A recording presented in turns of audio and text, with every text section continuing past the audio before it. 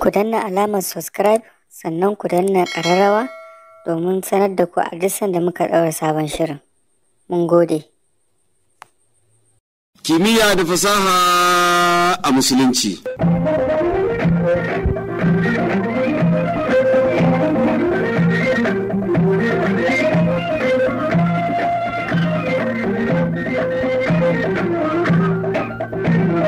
Jama'a assalamu alaikum, barkanmu da sake saduwa a cikin wannan shiri na 73 na kimiyya da fasaha a Musulunci. Shiri ne wannan wanda mukan ɗauki kimiyya da fasaha a Musulunci da al'amuran da suke shafuwar rayuwa da kuma ƙoƙarin da malam yakan yi domin ya daidaita tsakanin ilimin gabaci da yammaci, wato Musulunci da kuma na Nasara. Hadda ma Yahudu tun da gabashi ne da yawanci ko? To insha Allah kamar yadda misararo in ana tada mu wannan shiri muna tattauna ne malai na mana bayani ne akan mafarki, fa'idar mafarki, fassarar mafarki da shi kanshi mafarkin yadda aka samu shi. Allah shiga tumala assalamu alaikum da kuma mana maka barka da zuwa a wannan shiri. To, alaikum salam wa rahmatullahi wa barakatu. Jama'a barkanmu da sake saduwa a wannan lokaci. To, Allah shiga ta malam a shiri na 72 da muka yi na wancan sati. Na yi maka wata tambaya na ce to a yi haƙuri sai wannan sati.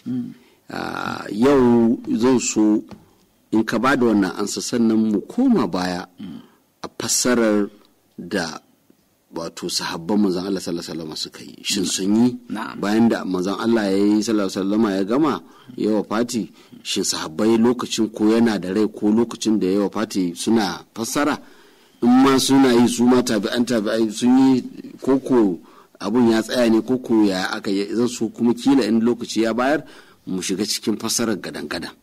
Amma kafin mu yi nan ne maka wata tambaya wancan sati cewa yaro ne zai jaraba jam ko ne ko waye ko kuma yana university sai ya mafarkin jarabawa da don wancan satin kai mana magana cewa a mafarki ana samun akasi sai ya mafarki don kai mana bayani haka mana misali cewa mutum ne yake tare da makiyi babban makiyinka sai kai mafarkin cewa kun shirya ana ta raha ka ce to ba shiri bane ba za ku shirya ba tsaye za ta ci gaba har ka bada ka ce amma in ya ga akasi ana gumurzu yawa to akwai likelihood akwai yiwuwar za a shirya da daidaita to jaraba ya raba to shi ma jarabawa to akwai sai can gaba amma dai barin ba da ansan wannan za mu faɗi ta yadda ake bi a iya fassara mafarki. Yawwa. To amma a irin wannan duk in mutum ya yi mafarki sai an ya faɗi ainihin irin yadda ya ga mafarkin.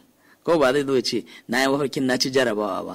Menene a sai ya ce na yi mafarkin ina ɗauke da littafi ina tafiya zan tafi makaranta shikenan sai na ga wani abokin karatuna sai ya tare ni ya ce koma abinka ma kawai ka ci jarabawa. Na'am. To sai ya tashi sai ya farka.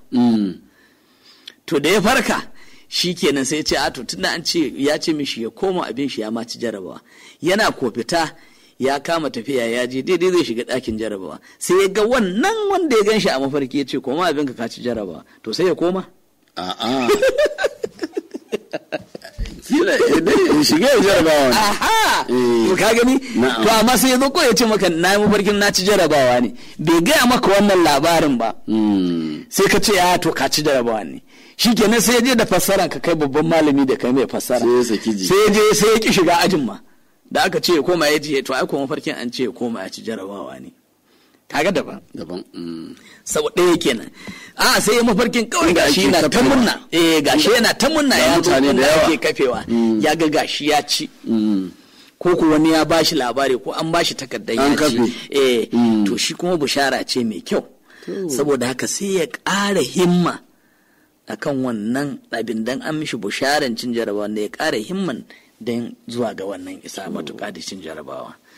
To kaga duk a bangare guda amma instance din ya zama daban-daban yadda abin ya faru yawa ya zama daban-daban saboda haka idan an zo fassara mafarki akan nemi ma bayanan mutumin to wasu wani irin matakai ne ake so idan ko da ke ina ganin wannan tambayar bari mu bari tukun kai mana fassara yadda sahabbai suka yi sannan idan muka yi sannan mu ɗauko shin mene wani irin abubuwa ne matakan da ake la'akari da su wajen fassara kamar yanzu kaga ka fara wannan mutum sai ya bada yadda aka yi ba zai zo ya baka dunkule ba ce na yi kaza to shin sahabbai kai mana yadda manzo Allah sallallahu alaihi wasallam da wasu annabawa na'am to abun ya sauko kasa ne koko ya akari na'am ya sauko kasa bari mu fara da sayyidina Abubakar sayyidina Abubakar radiyallahu anhu shi ya taba sun yi magana da manzon Allah sallallahu alaihi wasallam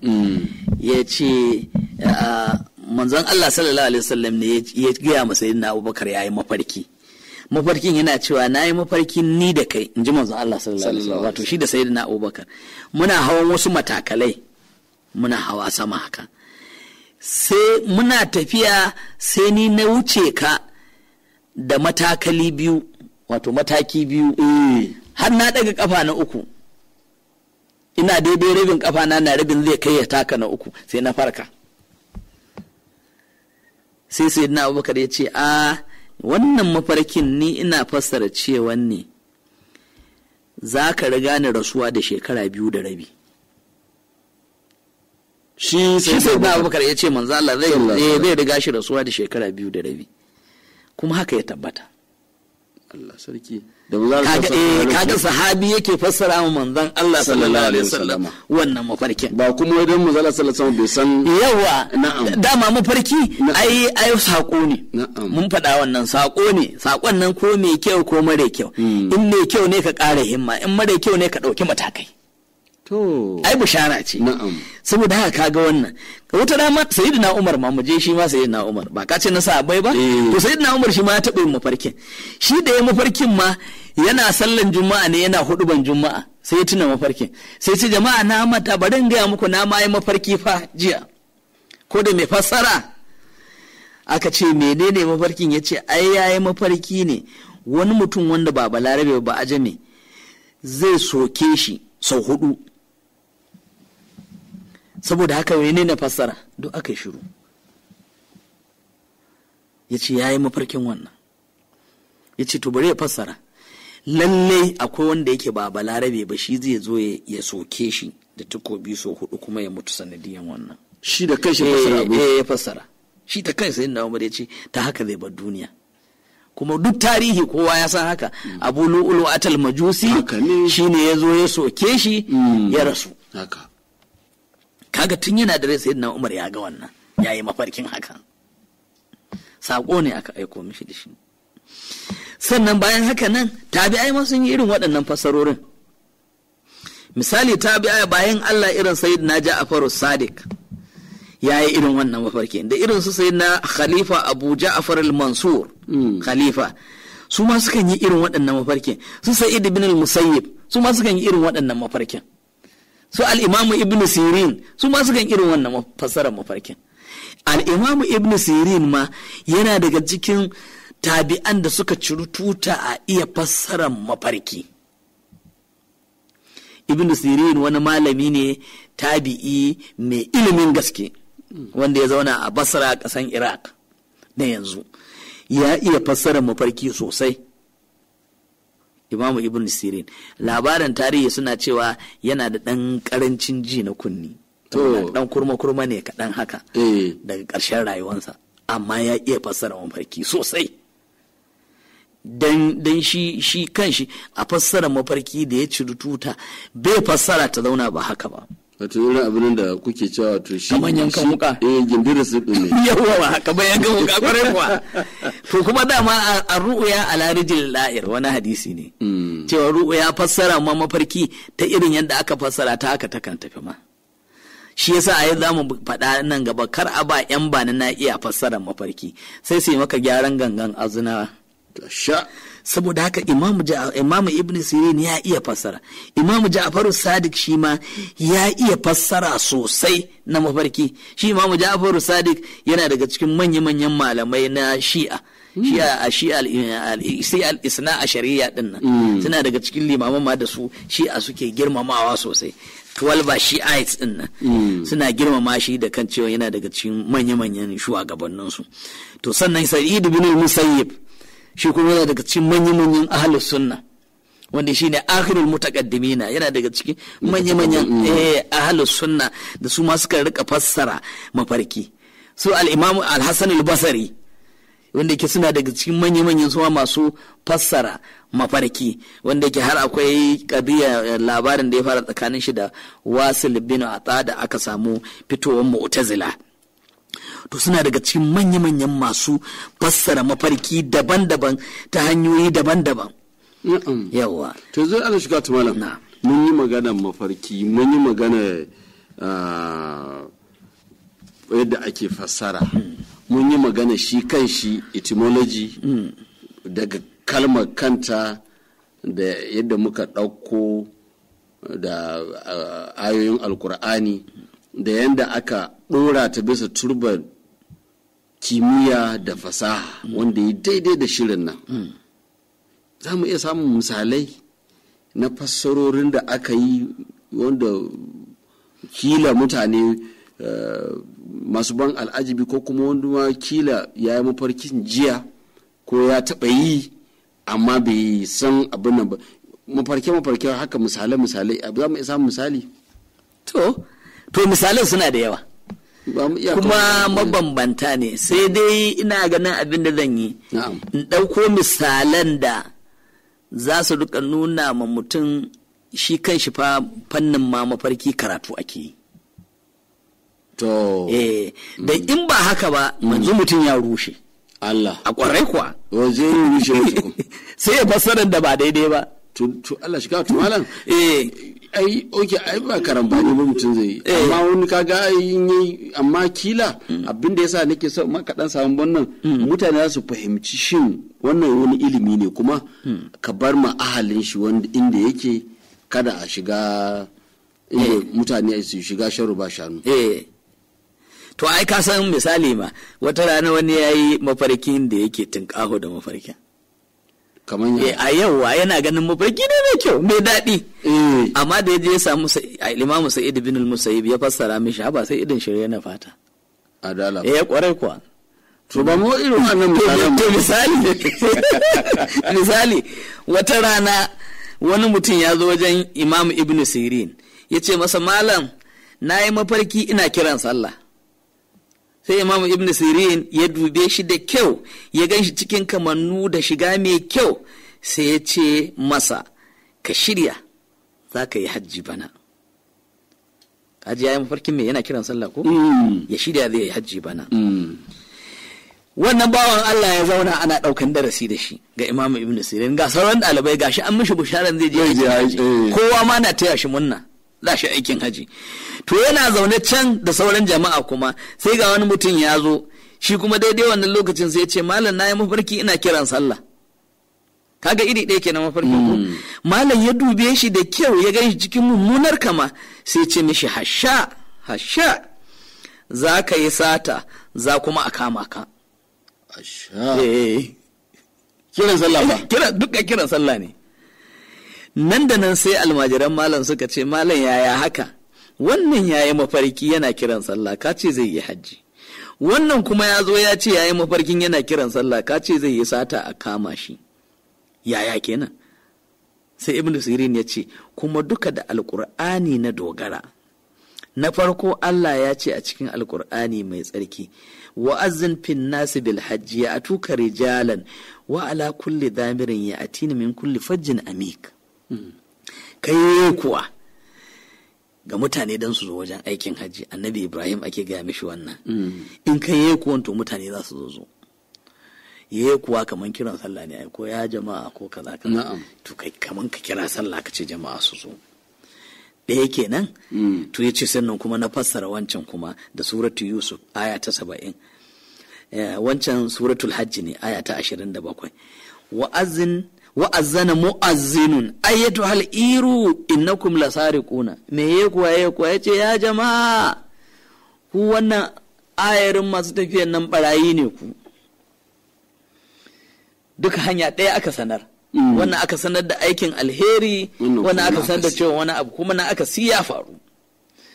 To wanda ka gan shi cikin hali na kirki na alheri na siffa mai kyau sai ka danganta shi da abin da yake mai kyau, da irin mafarkin da kai da ka zo fassara mishi, ko da aya za ka doka kaga shi da ayan alkur'ani ya dogara yayi wannan mafarki. Wanda kaga kuma ya zo a halin da bai cancance shi ba, to shi kuma sai ka fassara shi da abin da bai cancance shi ba, saboda akwai wani munasaban da ya nuna kuma irin wannan. To a wannan shiri na kimiyya da fasaha a musulunci, shin dukkan mafarke da aka fassara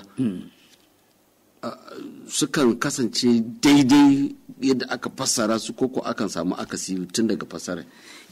Ya danganta da mai fassaran ne. Idan mai fassaran bai yi taka tsantsan ba, yana iya fassaran da ba hakan ba. Za mu je can ƙarshe mu ga ta yaya ake yin fassara, mutum yadda zai iya gane. To mu ci gaba da misalan dai. To shikenan. Sannan mu je kuma yadda ake fassara. To bari mu kawo wani misalin. Misali akwai wani shi kuma daga Sa'id bin al-Musayyib ne. Wani mutum ya tafi wajen Imam Sa'id bin al-Musayyib ya ce masa, gabata malam, nayi mafarki ina yin sallah akan tsoron Ka'aba. Imam bin al-Musayyib ya ce hasha shi ma ina ganin ka bar turban musulunci. Shi kuma ya ce subhanallahi, kwanan nan na shiga kadariya. Ka gani mutum ya mafarkin yana sallah ma har ya hau kan Ka'aba.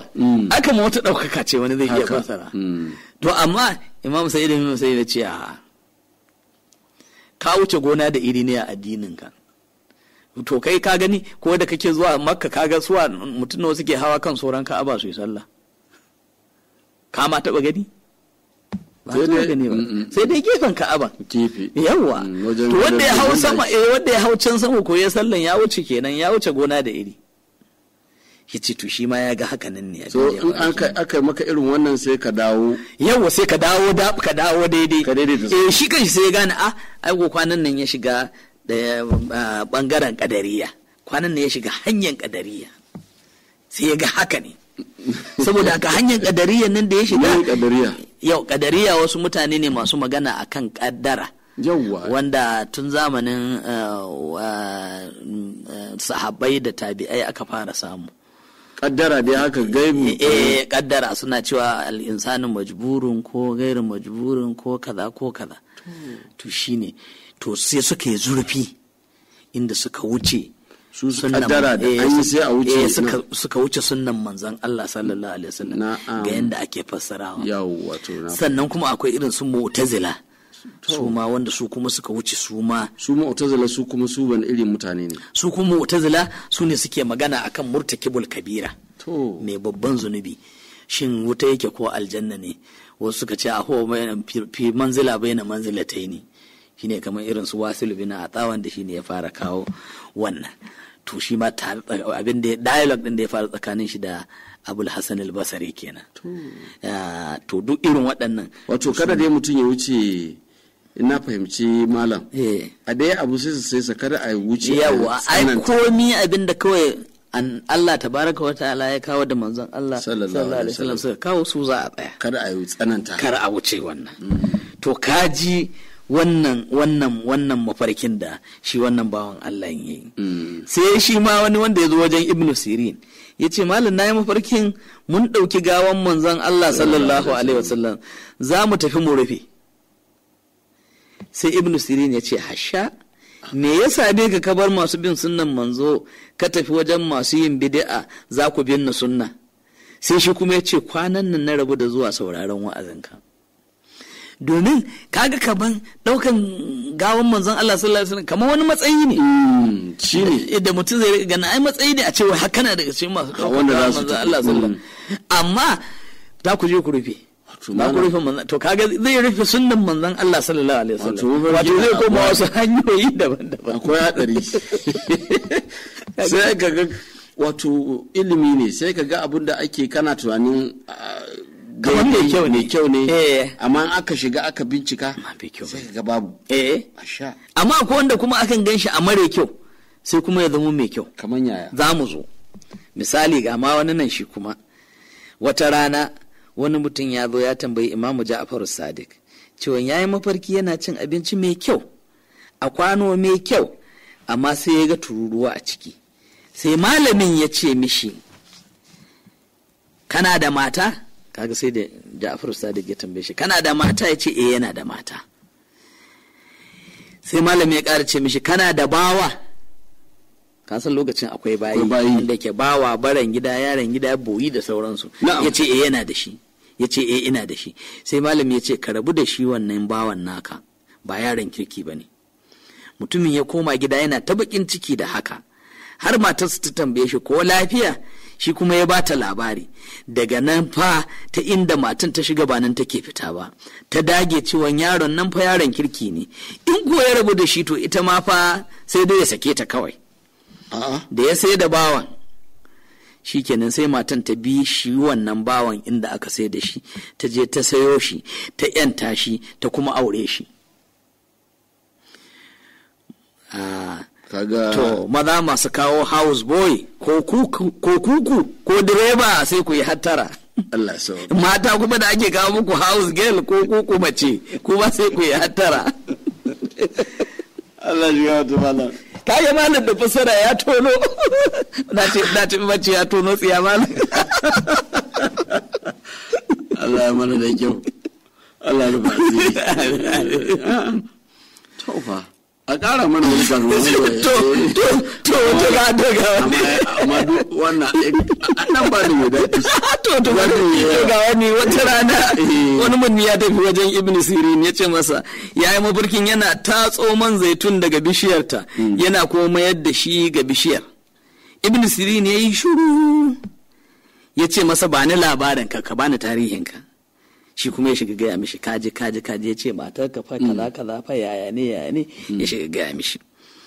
Sai ya ce mishi to ka bincika fa matar da kake tare da ita kana ɗauka cewan sadaka ka ce ko baiwanka ce mahaifiyarka ce. Shi kuwa ya bincika ya gano haka, sai rabuwa kenan. Sai ya fara tambayar ta ke ina kike, ke koya akai kaza ya, sai daga ba kawai gane ashe ma mahaifiyar shi ce. To kaga wannan kenan. To ka kashe mutane gwiwa. To mu je wani. Allah ka gyara mutane, ka kawo wani ne dan karfi. To tun da kamara. To abin da ya sa mafarki tun da shara ne kuma kaga yanzu mutane su fi yin banna da yawa. Shi yasa ka mutane. To bari ka je wani ma kuma ai. Lokaci ya yi gane kai wanda za mu samu kai da zamu. To ga wani na aure ne. Ya zai yi daidai.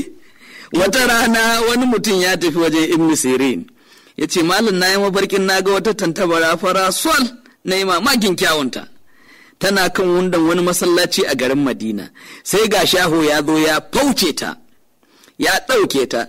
Sai Imam Ibn Sirin ya ce to wannan fassarar mafarkin naka sarki Hajjaj bin Yusuf ne zai auri ɗiyan Abdullahi bin Ja'far Tayyar.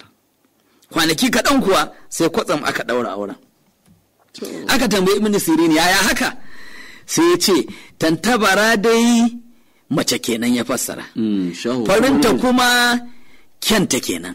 Tantan ya ce tantabara farasol, windo kuma ɗaukaka kenan na darajan wannan tantabara ɗin ko wannan matar. Shahu kuma to yana nuna azalimin mutum kenan. Ya ce to ni ko a Madina ban ga yadda tafi ta Abdullahi bin Ja'far Tayyar kyau ba da ɗaukakan daraja. Haka kuma ban ga mutum azalimi kaman shaho ba irin Hajjaj bin Yusuf. Shi yasa na fassara haka. Kuma an yi auren? Kuma an yi auren. Ka gani tarihi ya nuna irin tarihin Hajjaj bin Yusuf al-Thaqafi da irin gwagwarmayan da suka yi da Abdullahi bin Zubair. Abdullahi bin Zubair bin al-Awwam. Zubair bin al-Awwam ɗaya daga cikin al-ashar al-mubashshira bil janna ne wanda aka yi musu bishara da aljanna mahaifin shi.